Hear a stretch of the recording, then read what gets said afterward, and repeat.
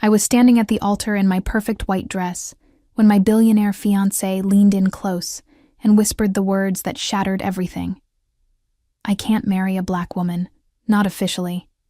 300 guests watched in stunned silence as I slowly removed my engagement ring, worth more than most people's houses, and walked away from $63 billion and a man who claimed to love me. But here's what nobody expected. I kept that ring, and what I did with it changed everything. While his perfect world began to crumble, I quietly rebuilt my life into something he could never touch, never control, and never take away from me again. What happened next proved that sometimes the best revenge isn't making noise. It's finding peace while they're still watching you live your best life.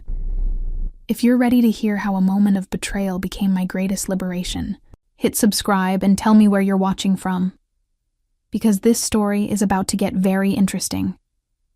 The morning sun streamed through the stained glass windows of St. Augustine's Church, casting rainbow patterns across my white satin dress. I stood in front of the full-length mirror in the bridal suite, smoothing down the beaded bodice one last time. 3 years of planning had led to this moment. 3 years of choosing flowers, tasting cakes, and dreaming about forever. You look beautiful, baby girl. My mother, Ruth, adjusted my veil with gentle hands. Her dark eyes met mine in the mirror. You sure about this? I turned to face her. Mama, of course I'm sure. Ethan loves me. She nodded slowly, but something flickered across her face. I know he does. It's just... She paused, then shook her head. Never mind. Today is about your happiness. I hugged her carefully, trying not to wrinkle the dress. Ruth Carter had raised me alone after Dad died when I was 12. She worked 2 jobs to put me through nursing school. She deserved to see me happy, and I was happy. Wasn't I? My phone buzzed on the vanity. A text from Ethan. Can't wait to see you walk down that aisle. You're going to be the most beautiful bride in the world. I smiled and typed back. Love you too. See you at the altar. Lila, my maid of honor and closest friend from the hospital, peeked her head into the room. It's time, Naomi. The photographer wants a few more shots, then we're walking. My stomach fluttered. Wedding nerves. That's all this was. Every bride felt nervous. I had nothing to worry about. Ethan Whitmore loved me. He'd said so 1,000 times in the 2 years we'd been together. We'd met at the hospital where I worked as a unit coordinator. He'd come to visit his grandmother after her heart surgery. I remembered thinking he was too handsome to be real. Blonde hair, blue eyes, and a smile that could stop traffic. But it was the way he held his grandmother's hand that made me notice him. Really notice him. Excuse me, he'd said, approaching my desk. Could you tell me when visiting hours end? I don't want to leave her alone. Most family members asked about discharge dates or complained about the food. He just wanted more time with someone he loved. We talked for 20 minutes that first day. Then he came back the next day. And the next. Even after his grandmother went home, he found reasons to stop by the hospital. I think you're the real reason I keep coming back, he'd admitted after 2 weeks of these visits. Our first date was coffee in the hospital cafeteria. Nothing fancy, but he listened to every word I said. He asked about my dreams, my childhood, my work. He made me feel like the most interesting person in the world. When he finally told me he was Ethan Whitmore, as in Whitmore Technologies, the billion-dollar tech company his family owned, I nearly choked on my coffee. You're joking. I wish I was sometimes, he'd said. Money makes everything complicated, but with you, it feels simple again. I believed him. For 2 years, I believed him. The photographer finished taking pictures of me with Mama and Lila.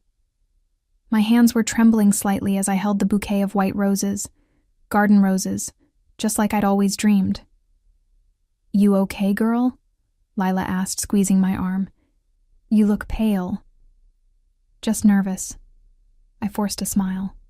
Good nervous. But that wasn't entirely true. Something had felt off all week. Ethan had been distant during the rehearsal dinner. His family, his mother Margaret, his father Robert, his older brother Caleb, had been polite but cold. They smiled when they had to. They made conversation when it was required. But I could feel the chill underneath. "They'll warm up," Ethan had promised when I mentioned it. "They're just protective.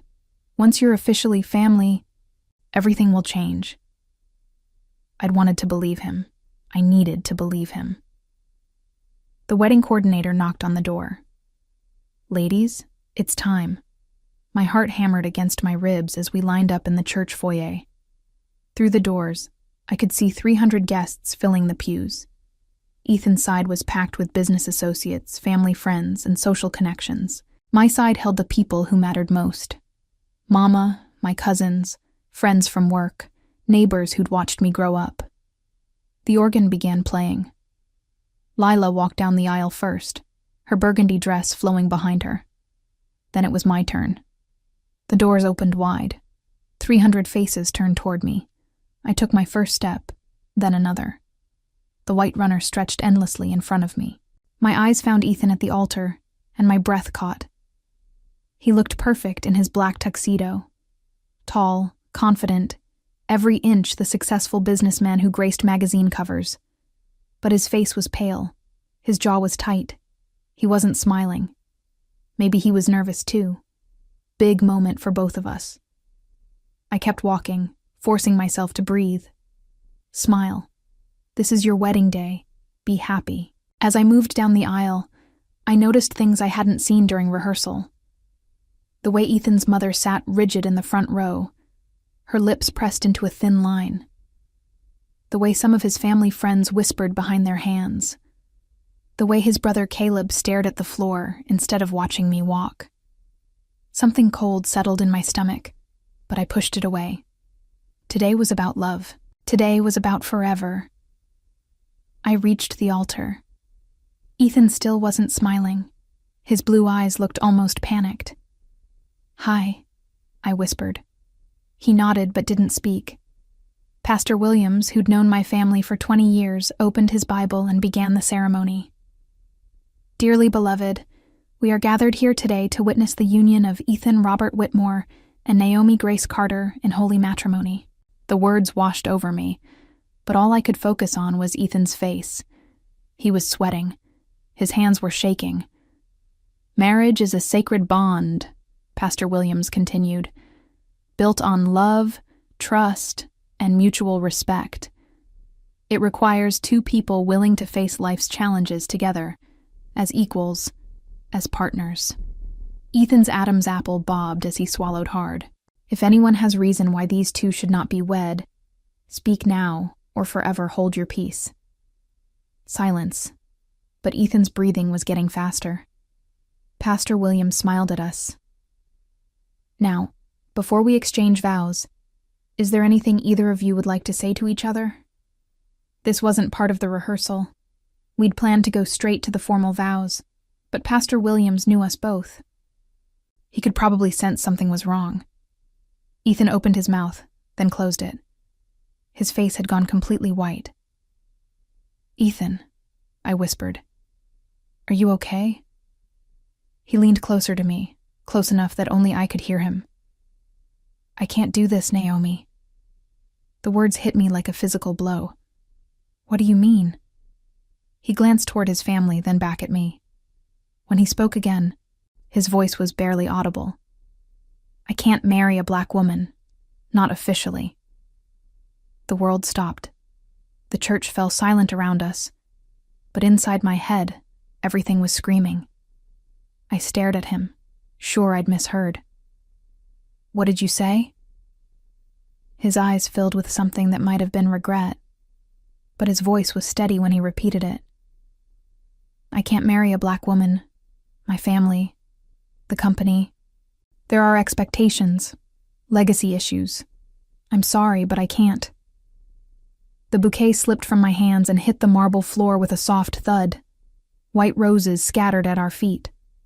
300 people sat in absolute silence, sensing something was wrong but not knowing what. Mama was halfway out of her pew, her maternal instincts kicking in.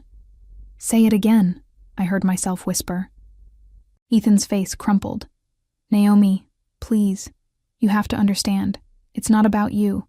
It's about—" "Say it again."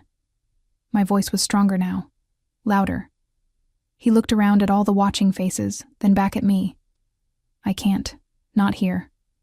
But he didn't need to say it again. I'd heard him clearly the first time. The ring felt heavy on my finger. The beautiful 2-carat diamond he'd proposed with in front of the Christmas tree at his family's estate. The ring I'd stared at for months, dreaming about our future. I looked down at it, then slowly worked it off my finger. Ethan's eyes widened. "Naomi, wait. We can figure this out. Maybe we can—" I held the ring up so he could see it clearly. Then I closed my fist around it. "No," I said, loud enough for the first few rows to hear. "We can't." I turned away from him, away from the altar, away from the life I'd thought we were going to build together. The walk down the aisle felt longer going back. Every step echoed in the silent church. I could feel hundreds of eyes on me, but I kept my head up. I would not run. I would not cry. Not yet. Mama met me at the church doors. She didn't ask what happened. She just wrapped her arm around my waist and walked with me into the bright afternoon sunlight. Behind us, I heard Ethan's voice calling my name. I didn't turn around. "Naomi, wait!" Ethan's voice echoed across the church steps. "Please, just let me explain."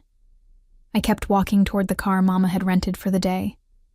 A simple black sedan that suddenly felt like the most beautiful vehicle in the world, because it would take me away from here. "Naomi."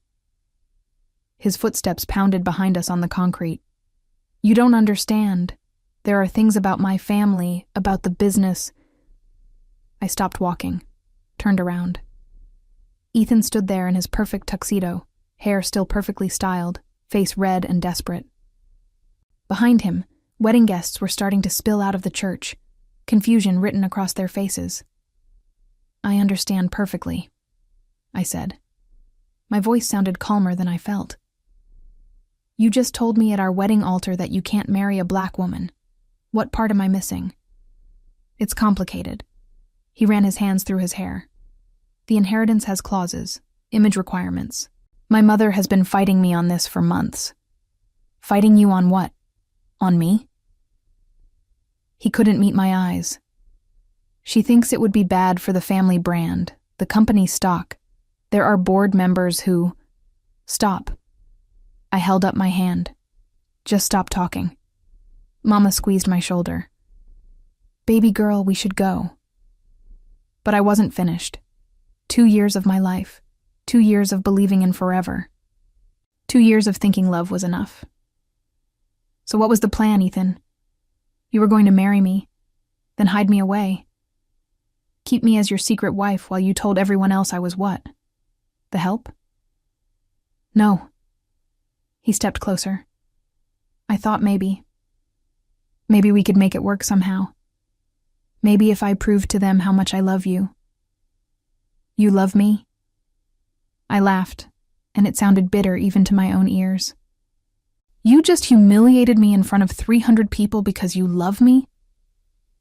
Margaret Whitmore appeared at the top of the church steps, her silver hair perfect, her cream-colored dress unwrinkled. She surveyed the scene like a queen looking down at her subjects. "Ethan?" she called, her voice carrying easily across the distance. "Come inside. We need to discuss how to handle this situation. Handle this situation. Like I was a problem to be solved." "I have to go," Ethan said, but he didn't move. "Yes," I agreed. "You do." I started to turn away again, but he grabbed my arm. "Naomi, please, keep the ring. We can figure this out. Maybe in a few years, when things settle down." I looked down at his hand on my arm, then back up at his face. "Let go of me." He dropped his hand immediately. I opened my fist and looked at the ring. 2 carats of perfect clarity, worth more than I made in 6 months at the hospital. For a moment, I almost gave it back to him. The old Naomi would have. The Naomi who always tried to make things easier for everyone else. Instead, I slipped it into the small beaded purse that matched my dress. Naomi, the ring is mine, I said. You gave it to me when you proposed. When you promised to love me forever, remember? When you told me color didn't matter, that we were stronger than any prejudice we might face? His face crumpled. I meant all of that. No, you didn't. If you had, we'd be married right now. Mama gently guided me toward the car. Come on, baby, let's go home. This time I let her. We climbed into the sedan, and Mama started the engine.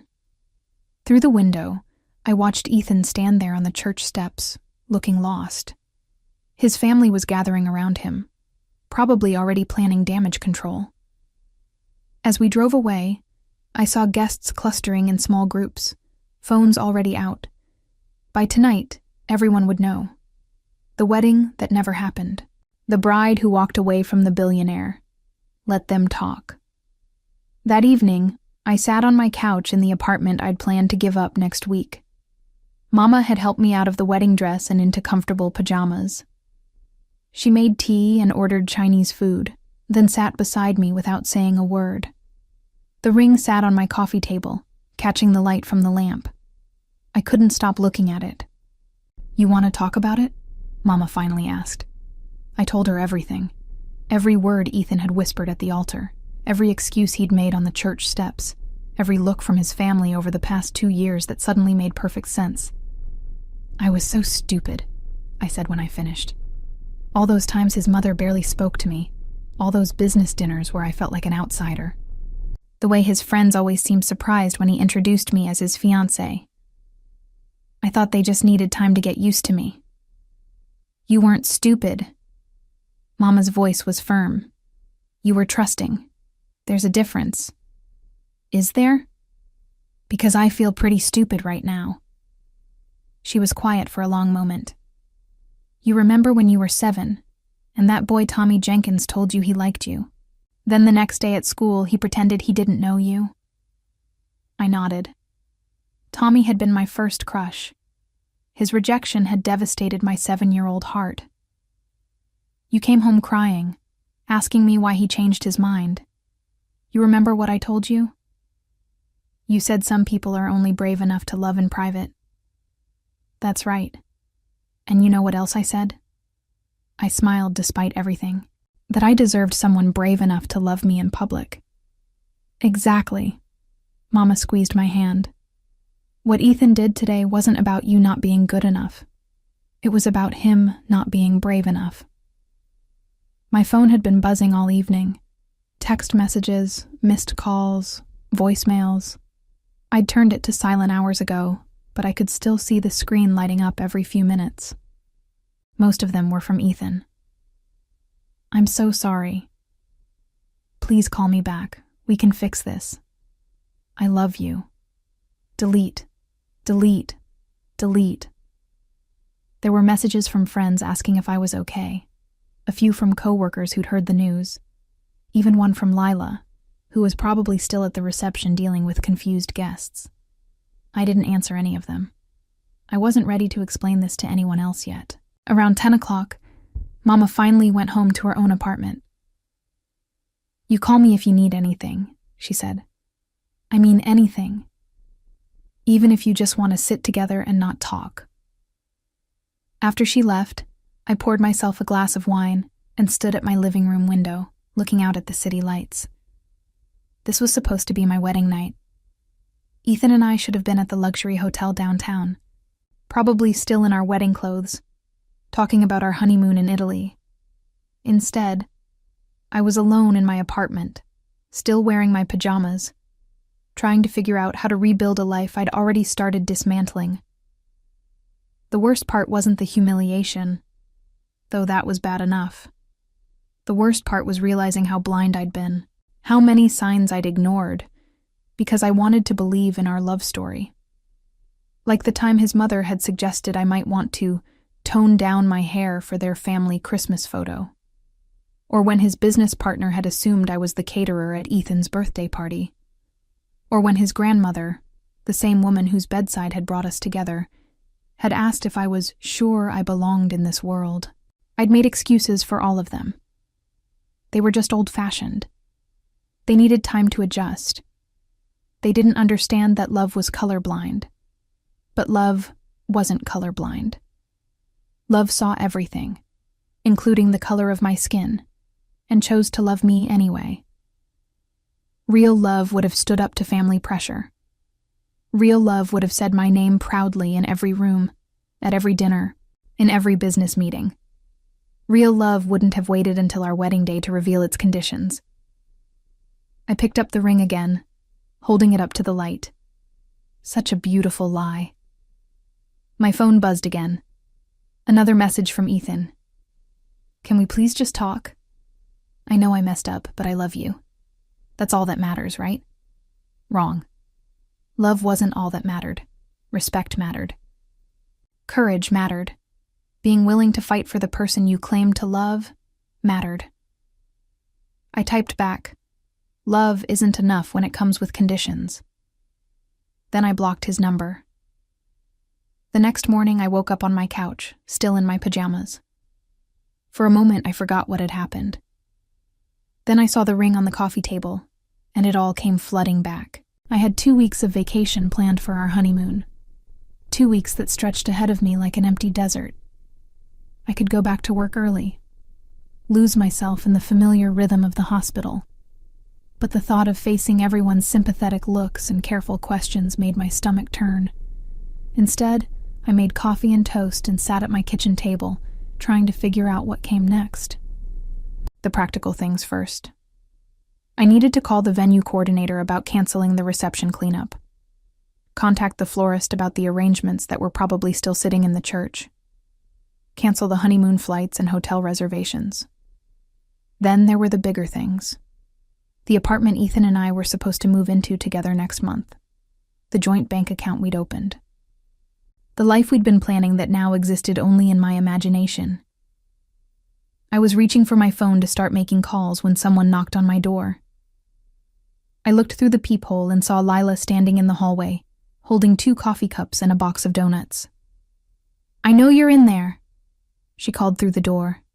And I know you probably don't want to talk to anyone. But I brought chocolate glazed donuts and that fancy coffee you like from the place downtown. I opened the door. You didn't have to. Yes, I did. She pushed past me into the apartment. Girl, half the city is talking about what happened yesterday. You need someone on your side right now. She set the coffee and donuts on my kitchen table, then turned to face me with her hands on her hips. So, you want to tell me what really happened? Because the story I'm hearing doesn't make sense. I sat down across from her and told her everything. Again. By the time I finished, Lila was gripping her coffee cup so hard I thought she might break it. He said what? Her voice was dangerously quiet. You heard me. At the altar, in front of God and everybody? I nodded. Lila was quiet for a long moment. Then she started laughing. Not happy laughter. The kind of laughter that comes right before someone gets really, really angry. That fool, she said. That absolute fool. She stood up and started pacing my small kitchen. Do you know what I heard at the reception last night? His mother was telling people it was a mutual decision. That you and Ethan realized you wanted different things and decided to call it off together. Of course she was. But here's the thing nobody's talking about. You know what happened after you left? I shook my head. Ethan completely fell apart.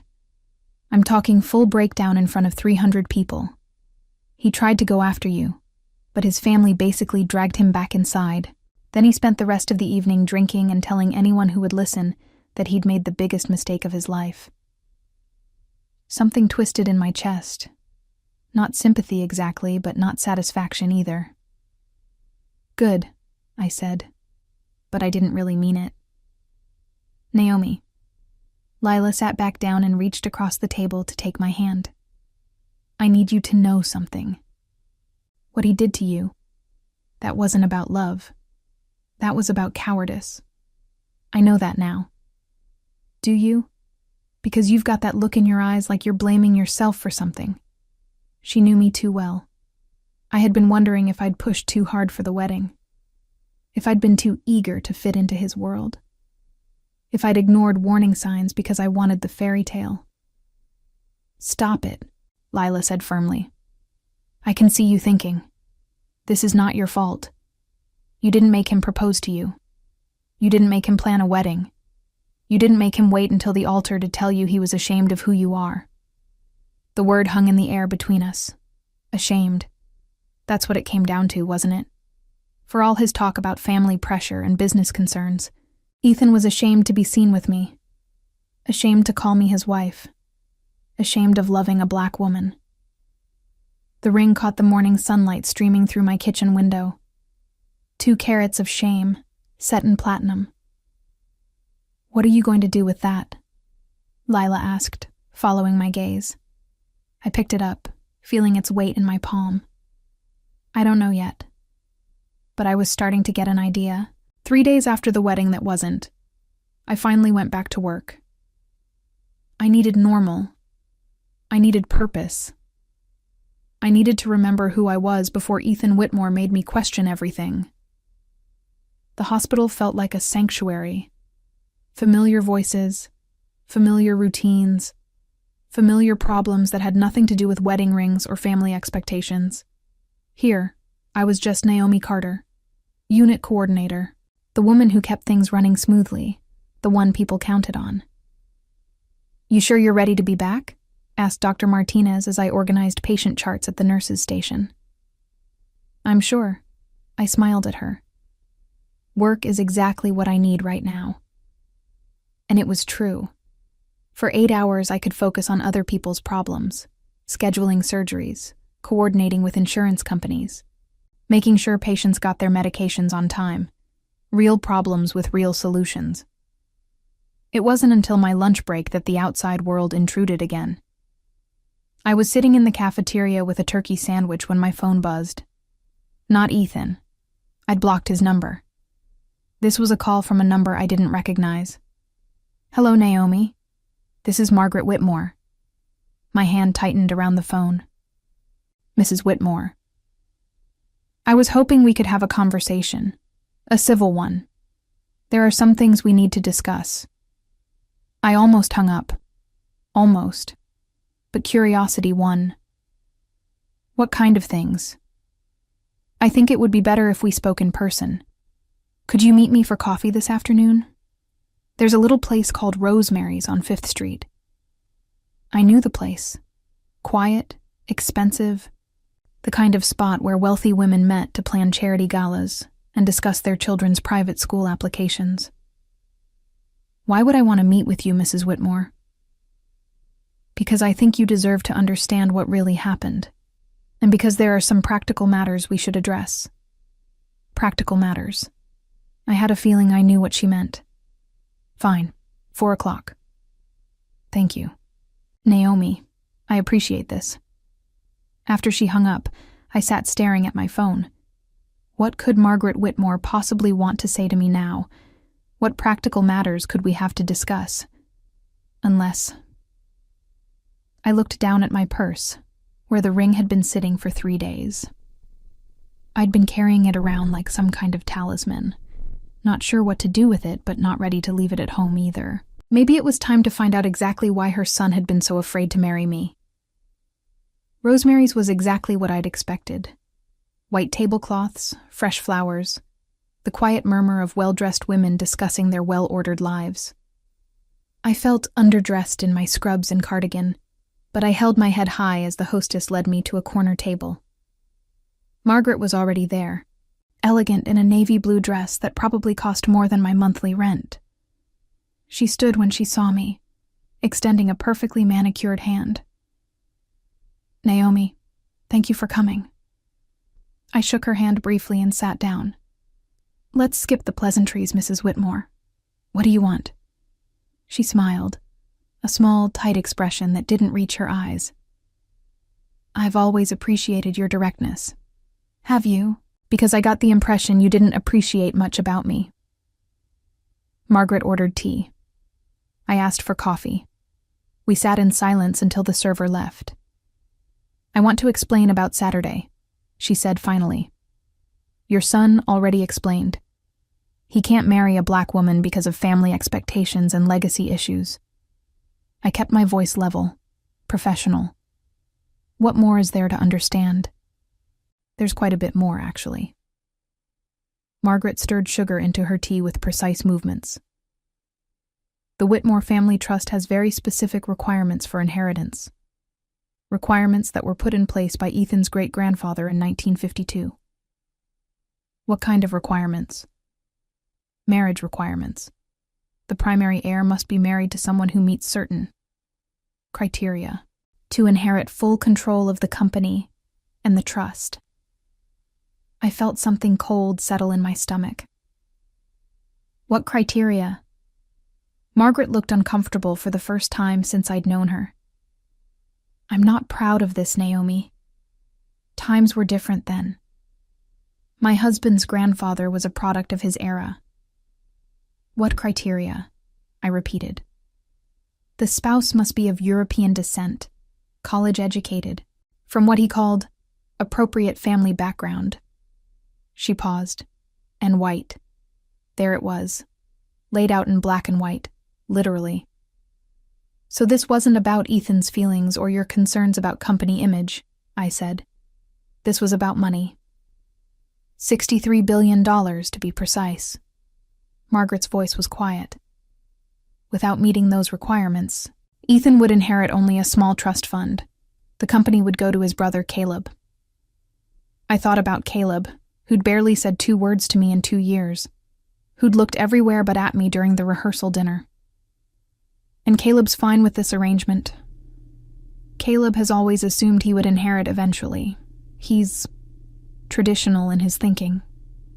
Traditional. What a nice way to say racist. So why are you telling me this now? I asked. The damage is already done. Margaret leaned forward slightly. Because I want you to understand that Ethan fought for you. He spent months trying to find loopholes in the trust language. He consulted with lawyers. He even considered giving up his inheritance entirely. But he didn't. No, he didn't. I took a sip of my coffee, buying myself time to think.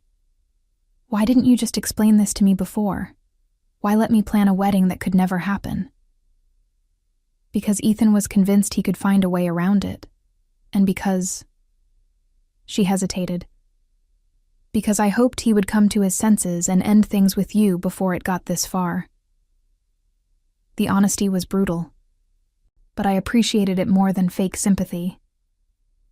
You never wanted us together. It wasn't personal, Naomi. You're a lovely young woman, but marriage into a family like ours comes with complications you couldn't possibly understand. Try me. Margaret smiled again, and this time it seemed almost genuine. Every relationship becomes public property. Every argument becomes tabloid fodder. Every choice you make reflects on the family name and the company stock price. It's not a life I would wish on anyone who wasn't born to it. You mean it's not a life you'd wish on anyone black? I mean it's not a life I'd wish on anyone without the training to handle it, the connections to navigate it, the background to understand how this world works. I set down my coffee cup carefully.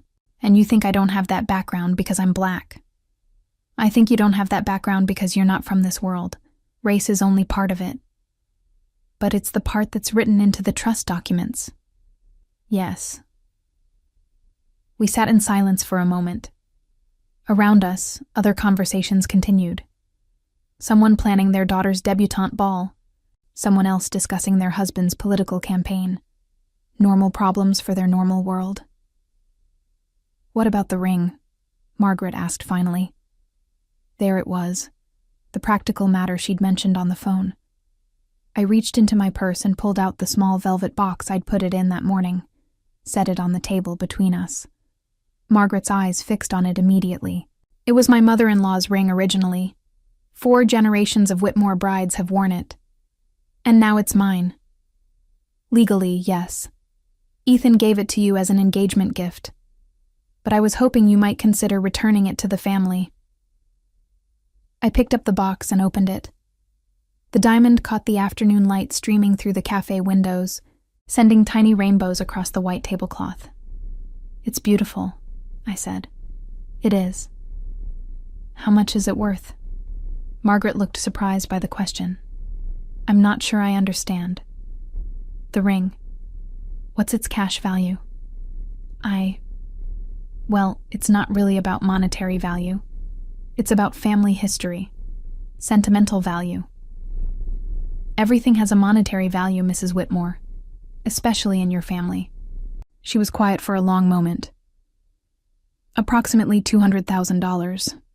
But Naomi, surely you can understand why we'd prefer to keep it in the family.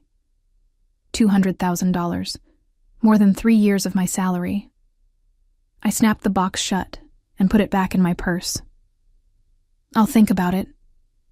Margaret's composure cracked slightly. "I hope you'll consider doing the right thing." "The right thing?" I stood up, my coffee only half finished. "The right thing would have been your son telling me the truth 2 years ago.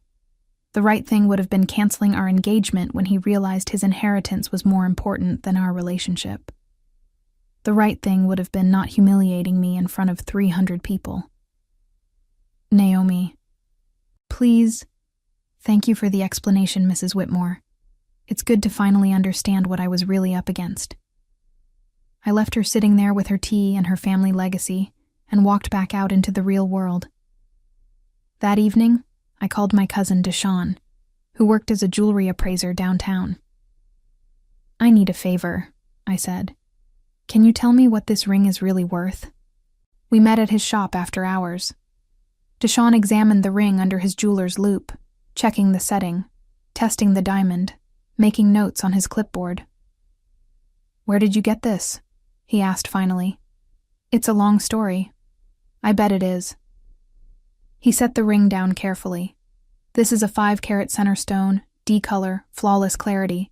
The setting is vintage Tiffany, probably 1920s. The smaller diamonds are all high quality." "What's it worth?" "Retail, about $400,000. But this isn't a retail piece. This is estate jewelry with provenance. At auction, depending on the family name attached to it." He paused. "Could go for $600,000 or more." I stared at the ring sitting on his black velvet display cloth. $600,000. Margaret Whitmore had lied to me about the value, just like her family had lied about everything else. "You thinking about selling it?" Deshawn asked. "Maybe." "Can I give you some advice?" I nodded. "If you sell it, don't do it quietly. A ring like this with a story like yours, that's tabloid gold. The press would eat it up. Jilted Bride sells family heirloom. You could probably get even more than auction value. I'm not trying to hurt anyone." "No?" Deshawn raised an eyebrow. "Girl, they hurt you first.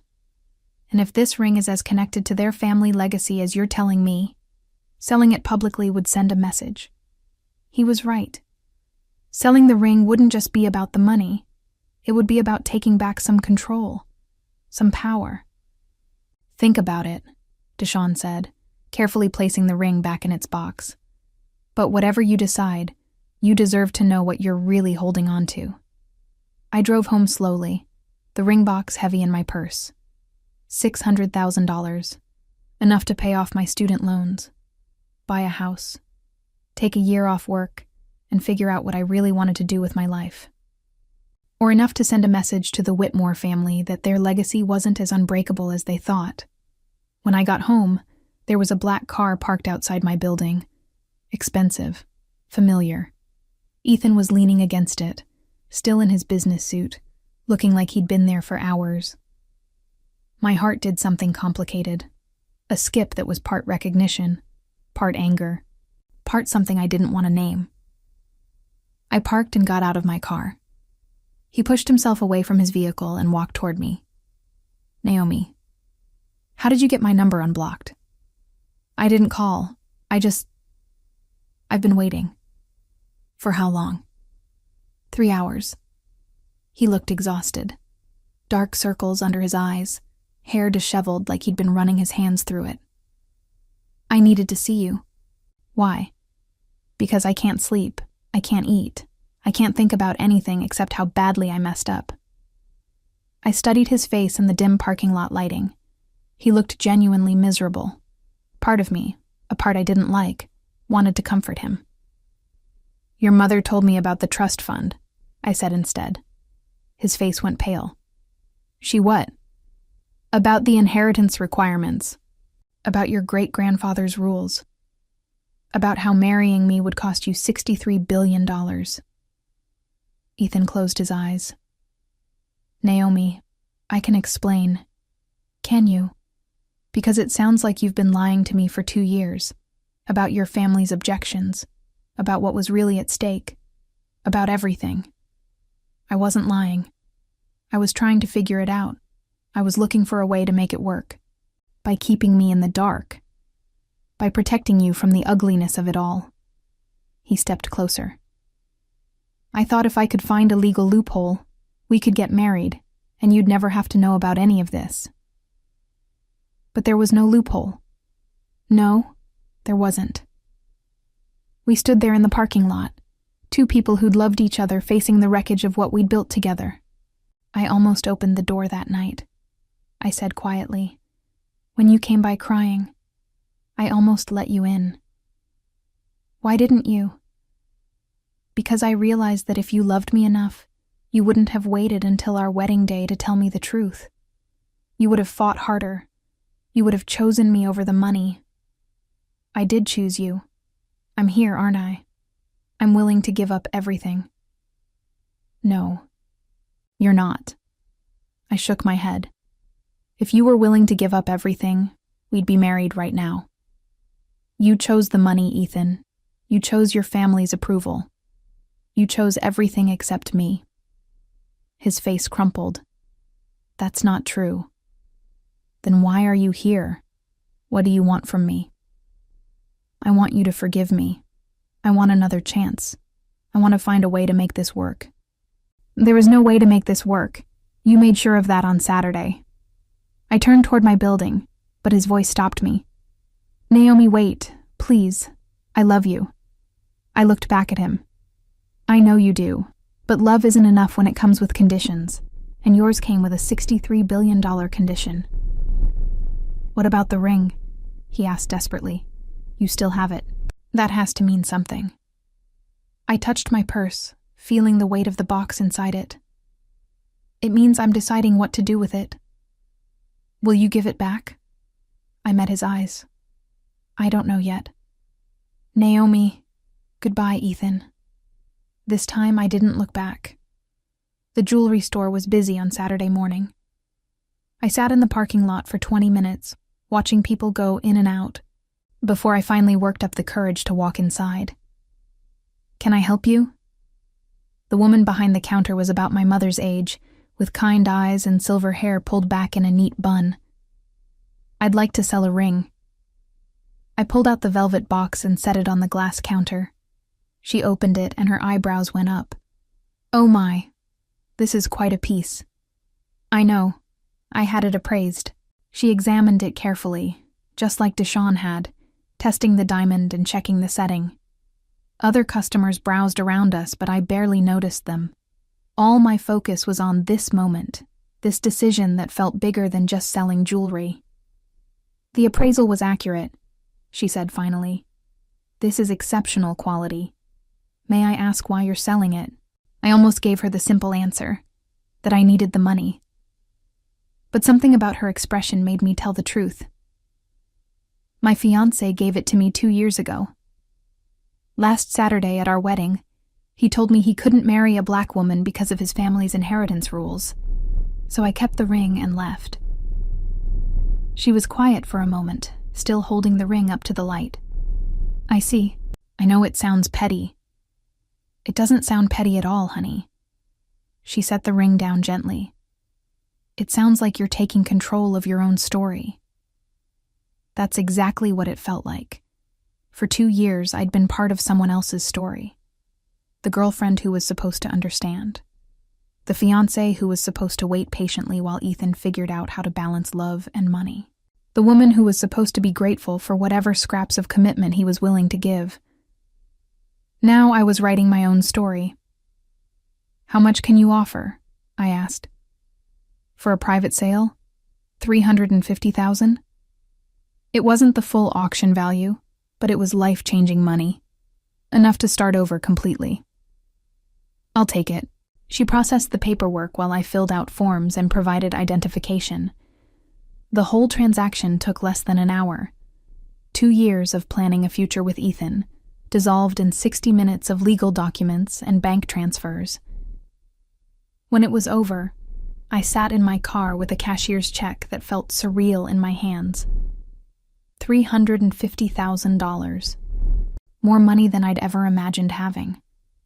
My phone buzzed. A text from Lila. How did it go? I'd told her about my decision the night before. She'd been the only person I trusted with it. "It's done," I texted back. "How do you feel?" I thought about it. How did I feel? Not vindictive, which surprised me. Not even particularly sad. Just free. "Lighter," I typed. "Good. Want to celebrate? Mimosas and brunch?" Yes. An hour later, we were sitting on the patio of our favorite restaurant, sharing pancakes and drinking champagne. Lila raised her glass in a toast. "To new beginnings." "To new beginnings," I agreed. "So what's the plan? With all that money, you could do anything. Travel the world, go back to school, start your own business." I'd been thinking about it all week. I want to finish my nursing degree, get my master's, maybe become a nurse practitioner. That's perfect for you. And I want to move, somewhere new, somewhere I can just be Naomi, not the woman who almost married Ethan Whitmore. "Where are you thinking? Maybe Portland or Austin, somewhere with good hospitals and no memories." Lila nodded. "Fresh start, I get it." We were halfway through brunch when my phone rang. Unknown number again.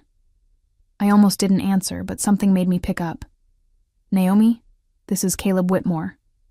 Ethan's brother. I hadn't expected that." "Mr. Whitmore. I was hoping we could talk. Are you free this afternoon?" I looked at Lila, who was watching my face with concern. "About what?" "About the family situation.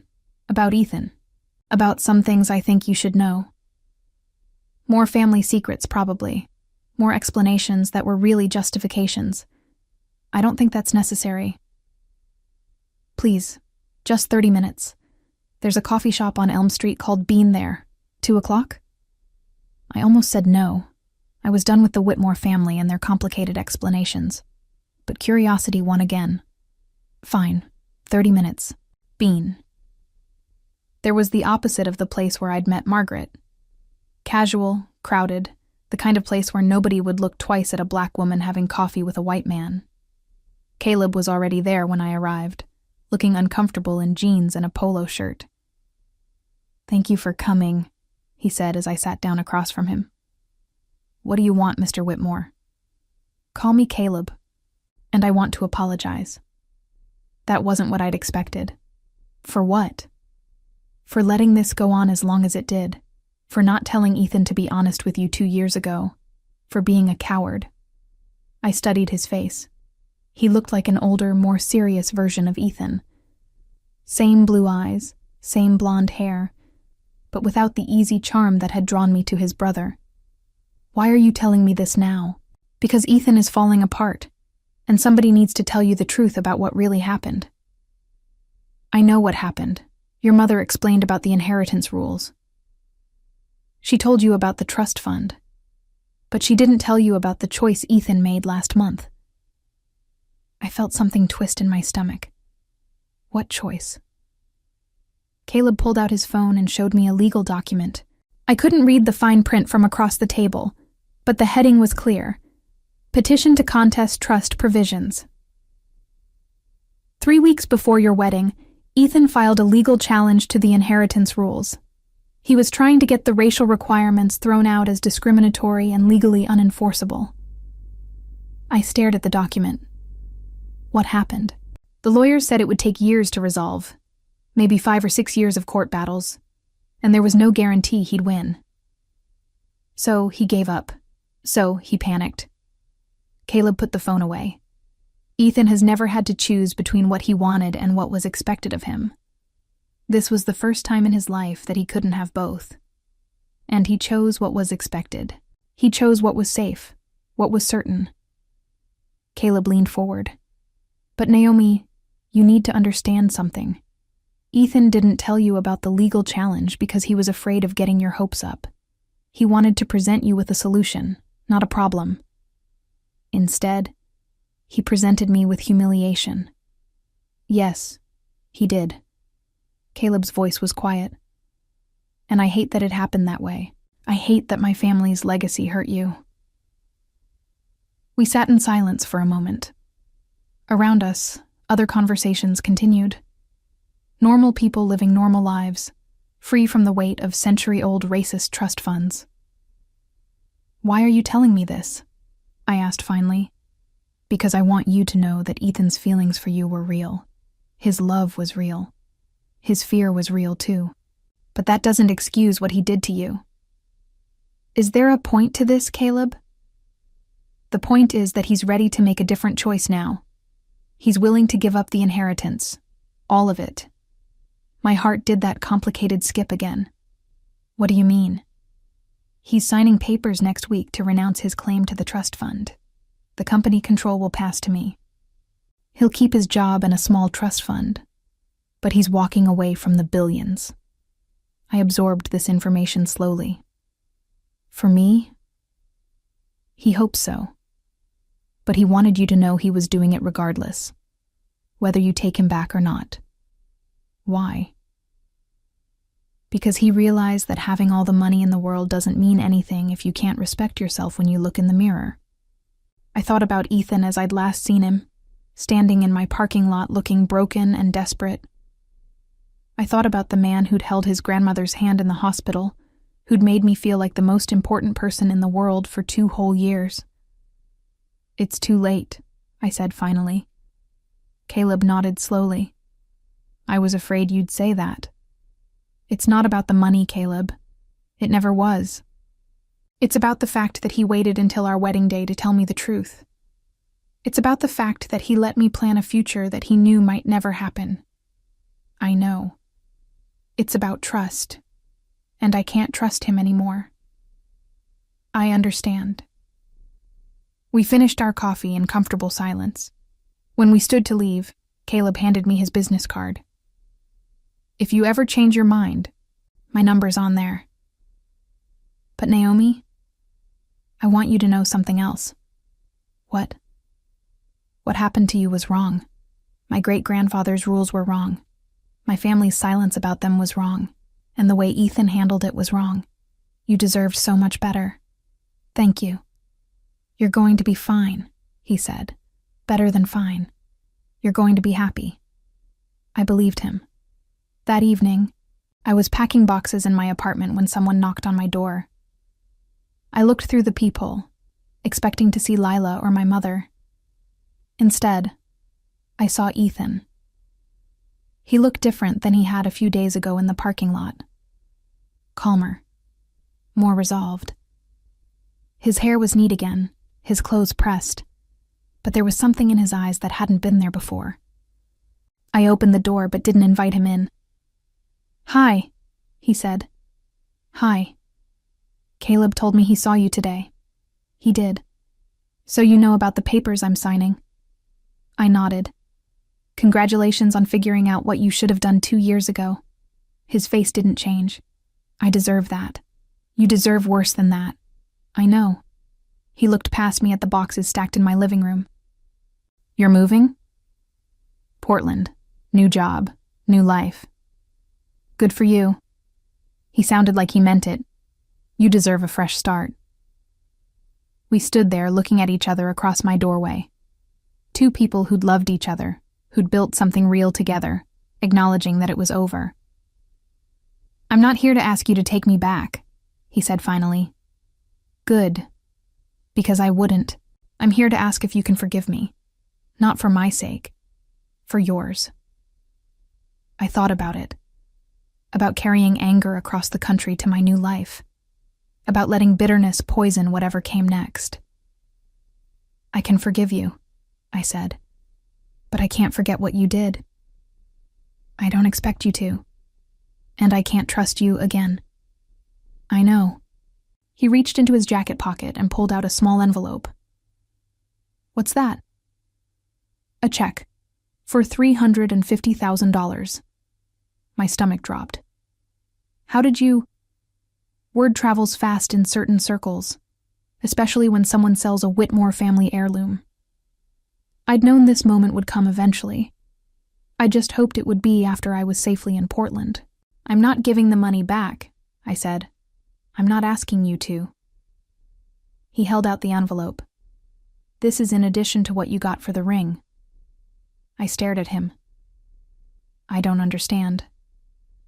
The ring belonged to my family for 4 generations, but you wore it for 2 years, believing we were going to spend our lives together.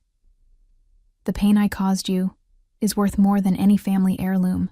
I didn't take the envelope. I don't want your guilt money. It's not guilt money. It's acknowledgement money.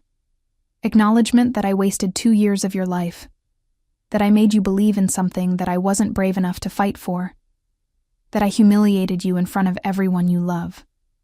Ethan, please take it. His voice was quiet but firm. Let me do this one thing right. I looked at the envelope in his hand. $700,000 total. Enough to do whatever I wanted with my life. Enough to never have to depend on anyone else's courage or commitment. I took the envelope. Thank you. Thank you for giving me 2 of the best years of my life, he said, even if I didn't deserve them. He started to turn away, then stopped. Naomi, are you happy? I thought about the question, about my new job waiting in Portland, about my plans to go back to school, about waking up this morning without checking my phone for messages I didn't want to answer. Yes, I said. I am. Good. He smiled. The first real smile I'd seen from him since our wedding day. You deserve to be happy. He walked away then, and I watched him go. Not with sadness, but with something like peace. 3 months later, I was settling into my new life in Portland. I had a small apartment with a view of the mountains, a job at a hospital that valued my experience, classes starting in the fall toward my master's degree. Most mornings I woke up grateful. Grateful for the courage to walk away from something that looked perfect, but felt wrong. Grateful for the freedom to build a life on my own terms. Grateful for learning that love without respect was just pretty words. Some mornings, I still thought about Ethan, about the good parts of what we'd had, about the man I'd fallen in love with before I understood the weight of his family's expectations. But I didn't wake up angry anymore. I didn't wake up bitter. I woke up looking forward to whatever came next. And some mornings, the best mornings, I realized he probably still thought about me too. Still wondered what our life might have been like if he'd chosen love over legacy, courage over comfort. He'd have to live with that choice forever. I got to live with mine, and mine felt like freedom. The ring was gone. The money was invested. The future was mine to write, and I was writing it one peaceful morning at a time. The end.